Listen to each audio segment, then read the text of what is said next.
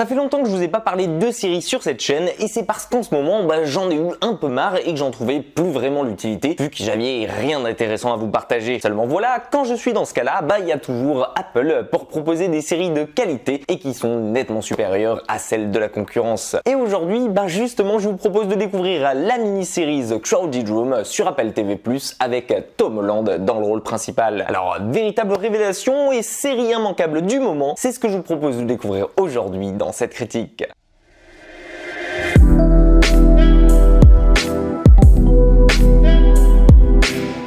Dans The Crowded Room, vous allez suivre la préparation d'un procès, celui de Danny Sullivan alias Tom Holland ici, qui est poursuivi pour avoir attaqué à main armée la population au Rockefeller Center de New York. Seulement voilà, au cours de cette procédure et de cette pré-enquête, notre cher Danny n'a plus le moindre souvenir de ce qu'il s'est passé, ou tout du moins, et contrairement au FBI, il possède sa propre version des faits. Une version carrément différente qui, vous l'imaginez bien, l'innocente, voire même le place en tant que simple spectateur de tout ce qui s'est produit. Et c'est justement pour ça ici qu'il va obtenir l'aide de la spécialiste en psychiatrie Raya Goodwin, interprétée par la merveilleuse Amanda Seyfried, une professeure d'université en psychologie qui va se pencher sur son cas qu'elle juge unique et intéressant car très peu répandu à l'époque et surtout toujours pas reconnu légalement parlant. Car oui, vers la fin des années 70, on a encore très peu de connaissances sur les pathologies liées au cerveau humain et encore moins concernant le dédoublement de personnalité dont semble souffrir Danny. Une théorie sur laquelle va se pencher notre professeur et surtout enquêter pour tenter de démontrer l'existence à la cour et surtout faire reconnaître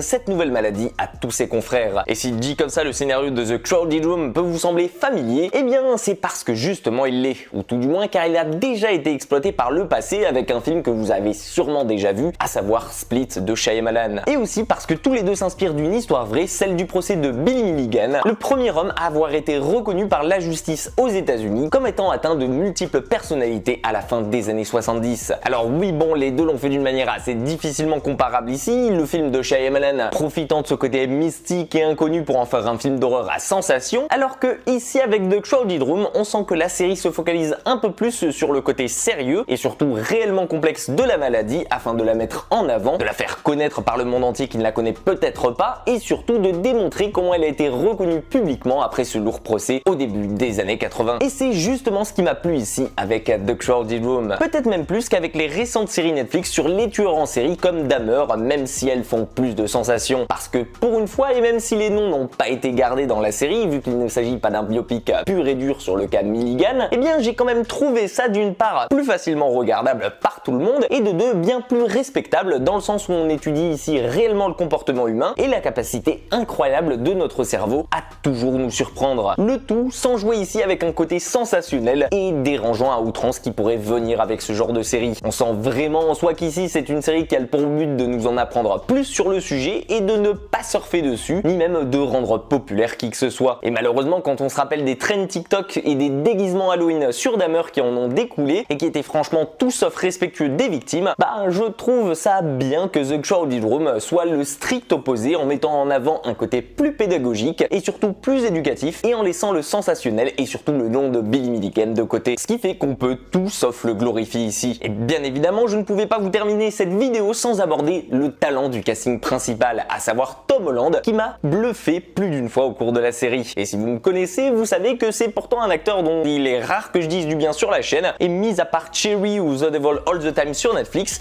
pour ma part j'ai trouvé aucun projet marquant dans sa filmo. Mais ici, vous le verrez, pour une fois, il atteint clairement quelque chose qui est bien loin de ce qu'il a l'habitude de faire avec Uncharted, Spider-Man ou tout ce que semble Hollywood lui donner en rôle. Et justement, je trouve que le jeune acteur se défend plutôt bien, notamment dans sa capacité d'adaptabilité en fonction du personnage et de la personnalité qu'il interprète, et surtout avec son côté caméléon qui va en ressortir ici. Et inutile de vous dire que ça participe grandement à notre immersion dans la série. Pour moi, il a enfin ici un rôle qui lui permet de montrer tous ses talents d'acteur et surtout la diversité de son jeu et surtout s'éloigner de l'image un peu facile et répétitive que lui a offerte Hollywood ces derniers temps. Et puis d'un autre côté, on va même pouvoir apprécier la sublime Amanda Seyfried qui elle aussi nous étonne et se distingue dans un rôle qui est loin des rôles habituels qu'elle a l'habitude de prendre et qui donne parfaitement vie ici à l'analyste en psychiatrie qui va s'occuper de notre cher Danny. Pour tout vous dire, la l'alchimie qu'il y a entre ces deux-là fonctionne très bien à l'écran, et personnellement on va suivre ses galères, ses craintes, sa vie personnelle à côté, mais aussi ses découvertes entre-temps sur cette maladie, et on va avoir envie de la voir réussir et de l'aider à traiter Danny pour qu'il puisse s'en sortir un peu de la même façon comme si c'était nous-mêmes qui nous en occupions. D'autre part, et pour ce qui est du côté un peu plus technique de la série, je pense que vous apprécierez la réalisation qui accompagne le tout, même si elle est assez simple et assez sobre la plupart du temps, tout en restant efficace et en faisant largement le taf. Et vous apprécierez aussi surtout la très belle bande sonore qui arrive facilement à nous transporter dans les 70s et qui accompagne la série. Mais surtout, pour moi, ce qui ressort le plus de The Crowded Room ici, ce sont les mécaniques qu'emprunte la série à Split et qui mettent justement ici